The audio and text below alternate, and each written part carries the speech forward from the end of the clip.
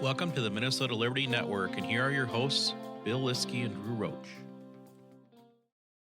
Welcome back. Yep, bonus episode number 2. Bonus episode part 2. This is a super important episode combination of the two episodes, and the reason why is that I'm going to start. I'm going to say these wonderful individuals. I've got we just had Sarah and William, and now we have Natalie and Joe, and me from my position of state senator in CD2, Congressional District 2. I am fully endorsing these four individuals, these wonderful individuals that have worked hard to represent Congressional District 2, but also to work with those of us in other grassroots or lower offices. And I will echo that same thing. I wholeheartedly endorse all four of these candidates for their positions and re-election, because it's important, as we stated in part 1 of this bonus episodes, that we've got grassroots executive board. It's really important. We need to continue to maintain and grow the grassroots in the state. And we've done a really good job in CD2 of growing that movement. We need to maintain that and continue to get people out to participate in the process and knock doors and help candidates and work hard for our endorsed candidates. So, like Sarah and Will have been a crucial part, Natalie and Joe have been as well, and we just look forward to having them talk about what it is that they're going to do. So I'm going to re-up what positions they're running for. We got Joe Ditto running for chair. We've got Natalie Barnes running for deputy chair. We have Sarah Dutton running for secretary, and we have William Beck running for delegate at large. And so, again, I endorse them for all these positions, and I look forward to it. And I thank these two wonderful individuals for coming to part 2. Thanks for having us, both Bill and Drew. We really appreciate the time. Yeah, thanks, Bill and Drew. We appreciate everything you do for us down at the legislature. I see you guys fighting all the time, and I know it's not easy, so thanks for all you do. Thank you very much. So we're going to start with that easy softball question we started with the other two, the easiest one, and it might be even easier for you guys because your positions are relatively well defined. So I'm going to start with Joe. Joe, tell us what you do, what you're running for, and tell us what that position entails. Yeah, I'm running for chair for a second term here in CD2. Main job as chair is to act as spokesman for the Republican Party for CD2. I also, it comes with a seat on state exec, so I get to help set policy at the state level. And I think my job really is to make sure that everything is done fairly in CD2. You know, we've seen some other CDs where sadly there's been trickery afoot or things, they've tried to put their finger on the scale for certain people, and we don't play those games in CD2. We're a grassroots CD, and we remain neutrality prior to the endorsement, and then after the endorsement, we fight like heck for our candidates. So that's what I did the last 2 years, and that's what I intend to do if I'm reelected. Thanks, Joe. And Natalie, so you're running for a different position. You and William, I hear, are swapping what you're running for. So why don't you tell us what you're running for, since he talked about delegate at large? So I'm running for deputy chair of CD2. I was your delegate at large for the last 2 years. Kind of took that to another level, so I decided to run for a higher level of office within our congressional district. I do have to say that in our Constitution, deputy chair actually basically fills in for the chair when he's not available, and also is someone that can be directed and delegated by the chair for certain committees, etc. Obviously, the one thing that I love about Joe and Joe's leadership is he allows me to kind of just expand in any which direction that I decide to go in and drag the CD with me. I do remember when I mentioned the Ron Johnson, that I wanted to get Ron Johnson for our Lincoln Reagan dinner. Everybody in the room just went, "Oh yeah, right. We're going to get Ron Johnson. He's a senator in the United States Senate." And sure enough, we were able to do that, and that was entirely grassroots. And an amazingly successful and probably one of the most successful fundraisers that CD2 has ever seen. So I want to take that passion and bring it to another level, and obviously support Joe in his chair position. And he's already allowed me to do that, occasionally, obviously going to state exec when he's been out of the country, et cetera. And I really appreciate that ability for him to trust those that are working with him. Thanks, Natalie. Yeah, awesome. Appreciate it. So I'll start off the first question, and I don't care which one of you guys wants to take it first, but maybe I'll start with you, Joe. So why did we lose in 2024 in CD2? 2024 was a tough election season in CD2. We lost because we were not united. We had a fierce endorsement battle, which ended up with a significant win for our candidate Taylor Rahm. And right away we went into primary mode. Unfortunately, the other candidate broke his word, signed written pledge, and ran against us in a primary. But we were prepared for that. In 6 weeks we knocked 17,000 doors. Lit dropped another 3,000. We made 20,000 phone calls, and we were well on pace to win that primary. We were doing calling parties, one per night, with about 1,000 calls per night at various people's houses that had signed up to volunteer. So, we had a 100-person strong volunteer army helping Taylor Rahm, and we did such a great job that the Trump team took notice and plucked him to be his senior advisor here in Minnesota.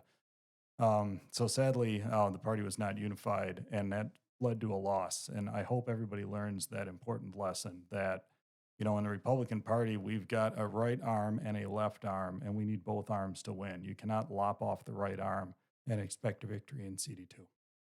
Yeah, Joe, as a volunteer myself in that campaign cycle, I personally took Taylor Rahm around my district and introduced him to a bunch of activist individuals that are very outspoken and very interested in the process. And it was pretty disheartening to then have to turn around and tell them that he had dropped out or that he had suspended his campaign, as he decided to word it. It was pretty tough. And the amount of displeasure from those activists as soon as that happened was astronomically worse than I thought it was going to be. And I can only imagine that definitely amplified the situation. Yeah. So, with that being said, either one of you, whichever one wants to answer this, the other part of the non-unity discussion that entered is Joe Tayrab was the other opponent, right? He was the one that decided to primary. He decided once he won the primary. I guess the question became, and something that Angie Craig made fun of and was quite vocal about, was the lack of endorsement. Our party chose not to endorse Joe Tayrab, even though he was the Republican candidate.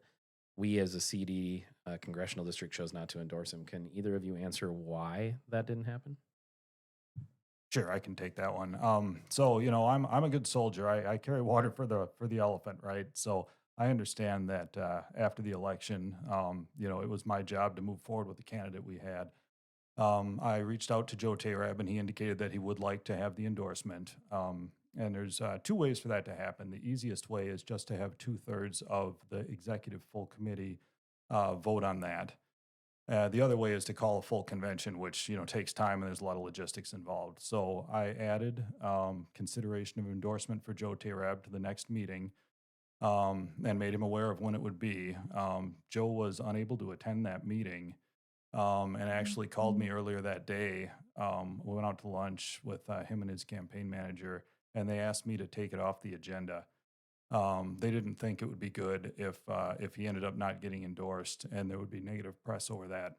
So that's what we did. We took it off the agenda at his request and moved forward with no endorsement. It was a difficult time for the party, but under the circumstances and with him not being willing to come to the meeting to make his case, I think it's the best result we could have asked for.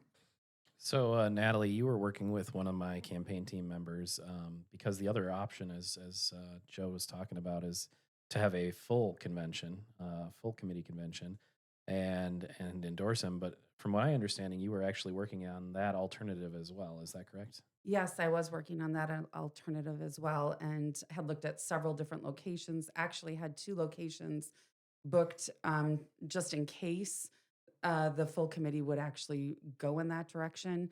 And then obviously, since Joe Tayrab didn't show up to the meeting, it was voted on to not even take that up in the meeting.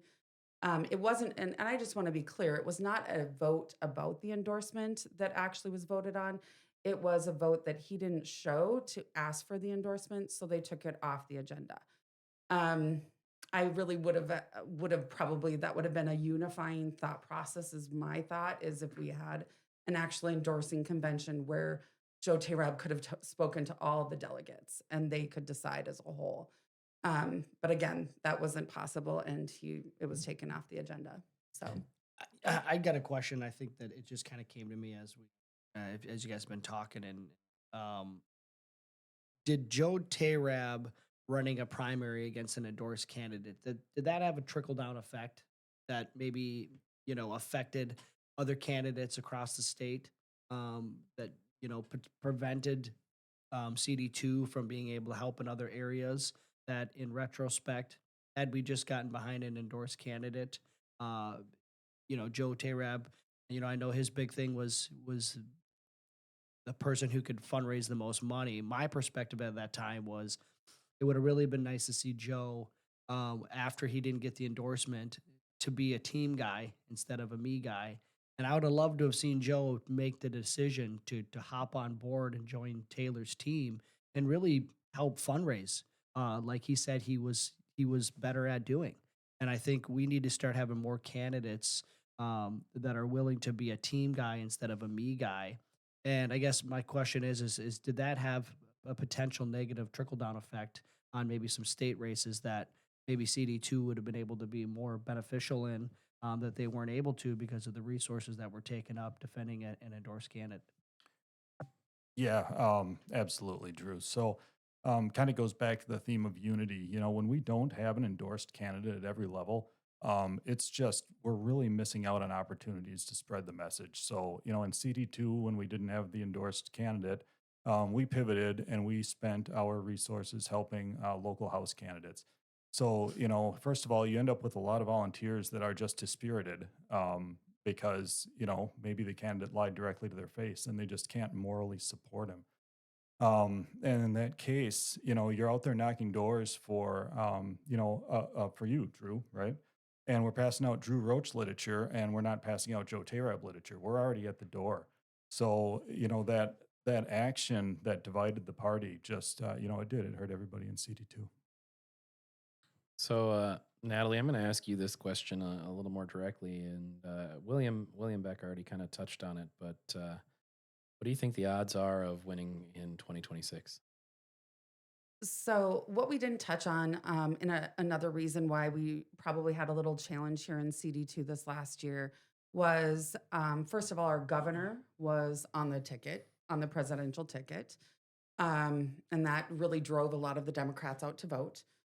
We also, in 2020 and 2022, Tyler Kistner had a third party candidate that took single digit votes away, but still took single digit votes away from mostly probably Democrat voters. And then in this past year, we had a constitutional conservative candidate that was kind of just thrown in there that took a couple percentage points away. So, I think that we do have an option to be able to win, but we're going to have to work together.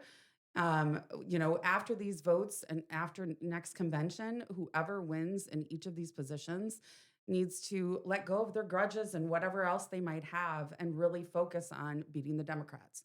That should be our focus as a team across CD2. That means on the House level, the local levels, the Senate levels, state levels, congressional levels, and so forth. And so I think if we come together and actually are focused on our our united goal of winning, I think that we'll actually be successful in CD2. Thanks, guys. That rolls us right into something else that I like to that we asked Sarah and William as well. Is you know I know what you guys have done, but why don't you tell our listeners what's your experience? What gives you these qualifications to do these things? And we'll start with Natalie, and then we'll go to Joe. Well, I ran my own campaign back in 2022 and pretty much was able to figure out all of CFB, what you need to do. That's the Campaign Finance Board, how much it takes to run a campaign, what it takes to run a campaign, literature, door knocking, phone calling, fundraising, volunteers, and making sure that you really are thankful for their service because they are doing this in their own time, not getting paid. And as a result of that, I was able to, even with the Taylor Rom campaign, we put together a volunteer group that met, and we had very specific, detailed options for people that wanted to volunteer that fit their needs. Because the one thing is we can say here we need this, but it has to fit the volunteers' capacity. And so I love taking and bringing those people in at the capacity that they're willing to work on. And then also one of the things is fundraising is a huge burn for me. And I'd love to actually not only develop again those volunteer bases, kind of like a precinct strategy, but also develop a war chest for us in CD2 so we can help local and federal candidates. So, and then Natalie, you had said your campaign. You want to touch base on what campaign you're talking about Oh, that you ran on? yeah, thank you. I was the endorsed candidate for Senate District 54 in 2022. Thanks, Natalie. And you got to run those wonderful primaries the same time I did. So we both lived through some pretty nasty situations. Unfortunately, people that they don't stick to the endorsement, Right. and it's really frustrating. And I think as you both have brought pretty publicly, pretty forward, is that when you don't stick to the endorsement, when you don't listen to the people, it just divides the party, and it runs into a situation where you can lose. And I think that same thing could be said for what Tyler Kistner experienced. We had two Senate districts for sure that had primaries in them. I would have loved to have been working for helping Tyler Kistner out Hmm. instead of running a primary. Right. I had to focus only on my district and my area because I was in a primary. I couldn't go out and help promote other candidates because of that. And so I think that's something that we need to remember, especially heading into 2026. Now we're going to have a lot more seats up. We're going to have our congressional seats. We're going to have a U.S. Senate seat. We're going to have the governor's seat. We're going to have all of the other executive branch seats, and the Senate and the House at the state level are going to be running. Not to mention all the other local candidates that it would run from, mayor, city council, those types of things. So the one thing that I want to remind people is that when you get into a primary, primaries hurt, They do. and they hurt everybody. It's not just down ticket. It's not just up ticket. It hurts everybody. Because I don't get to focus on my own district. I have to focus on my own district and not be able to help everybody else. And that's a good point, Bill, is because when we look at the Democrats, we say, man, why do they just seem to be so unified? They seem to be, win sometimes and get behind their candidates. It's typically because they don't primary their endorsed candidate. When they've got a candidate that gets endorsed by their BPOU or their congressional district, they don't run another candidate against them, regardless of, where the body, splits between candidates. They get unified behind that candidate and they're all in. And I think the Republican Party needs to start taking notice of that. And I think that is the really big difference between what separates Republicans and Democrats is the fact that, it's always again, we've got too many people that run that are me guys or me gals instead of team players. And we need to start making sure that those moderate or the establishment candidates that seek endorsement that don't get it learn to be team players and learn to respect the process and know that the caucus process that we put forward and the endorsing that we do is really one of the better processes across the country. And when we get behind those candidates, they typically win. And we need to start taking notice and start doing that. So to me, it's just like a no brainer. Yeah. So Joe, why don't you give us a little bit about what your campaign experience or your qualifications are? Okay, so I've been at this for about 12 years now. I came in with the Ron Paul Revolution in 2012, so the second time around. Yep, his second Um, attempt. Yeah. And, my passion has always been firearms rights. I was down at the Capitol when we passed the concealed carry bill. The group back then was called Concealed Carry Rights Now, later turned into the Minnesota Gun Owners Caucus, who still lobbies for our gun rights down at the Capitol today. Um, and I was the Scott County GOP chair from 2017 to 2021. So during the time, there were no Democrats in Scott County. Sadly, later on, we ended up losing one seat to Brad Tabke, which we almost took back last cycle, except for some mysteriously found votes. Um, And lost votes. Yeah. We threw Mhm. 20 of them in the garbage. Mhm. Shredded first. Yeah. Yeah, we've been following that issue closely, and there are some reforms getting put in Scott County. But yeah, we were robbed, or we feel robbed. Um, but so then, yeah, from 21 to 23, I was kind of on the sidelines, and then in 23, I came back to chair CD2. Well, welcome back to the game. Thanks. I appreciate all your involvement and things like that. I guess the last question, the last part that's most important is, what do you see? Where do you see CD2 going for the future? What's your guys' plans? Um, I want to continue with our awesome fundraising efforts. The last biennium was one of the best we ever had. We've got about $16,000 in the bank now, which is historically very high for an off year. And I'm sure that if Natalie gets in, she's going to help us with another awesome fundraiser. That's a key thing. That's how we help out our candidates up and down the ballot. And then, rumor is that Angie Craig might not run again, might run for Senate or a different spot. If that's the case, CD2 is going to be very competitive. We'll probably have a lot of good candidates come forward, and I will oversee a fair endorsement process to make sure that we endorse the best candidate, and then we will work to get that candidate elected.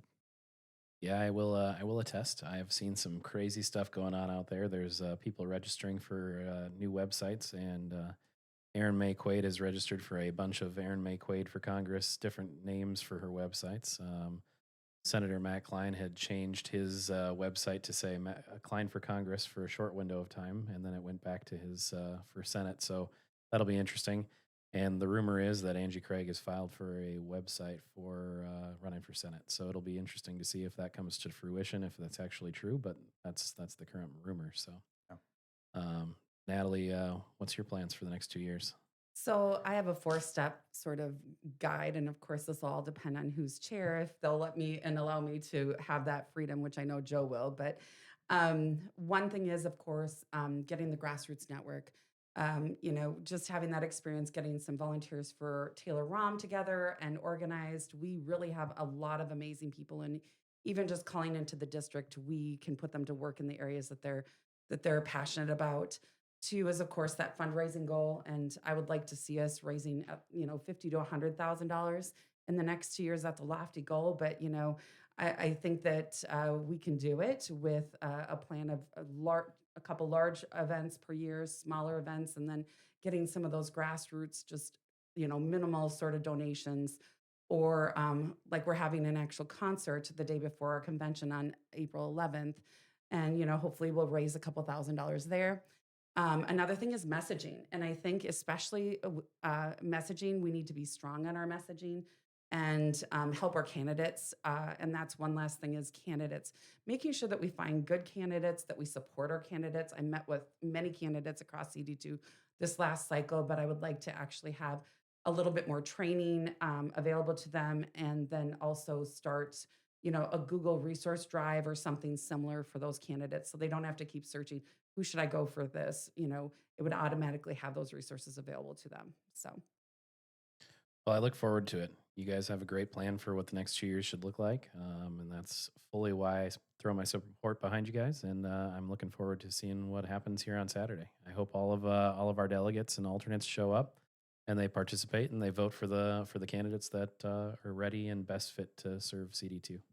Yeah, and I'll go ahead, like I said, I'll go ahead and echo that as well. I mean, we're at a point now where, gearing up to go into 2026, it's important that we continue to reach the base and grow the base. And, the 4 people that we brought on our show today really are, huge assets to CD2, and really is what's going to help shape us and get us in a position and maintain the position that we've been in to try to take back our state in 2026 and move the conservative movement and values that we are, all eager to have back and in the state legislature. So it's important that we get behind these folks, and our delegates and alternates show up on Saturday and do the right thing, because it's not the time to sit on the couch and take a day off. We got to get back out there and know that freedom isn't free, and it takes getting out there and spending the time on those Saturdays to come out to a CD2 convention and really have your voice be heard, because that's really where it starts. So we just really want to motivate those people to show up on Saturday and support these good candidates that are coming. That's So- right. Victory goes to those who show up. Thanks a lot for all you do, guys. yes, Thank thank you. you so much. Thank you guys. We appreciate you very much, and thanks for coming on the show. Absolutely.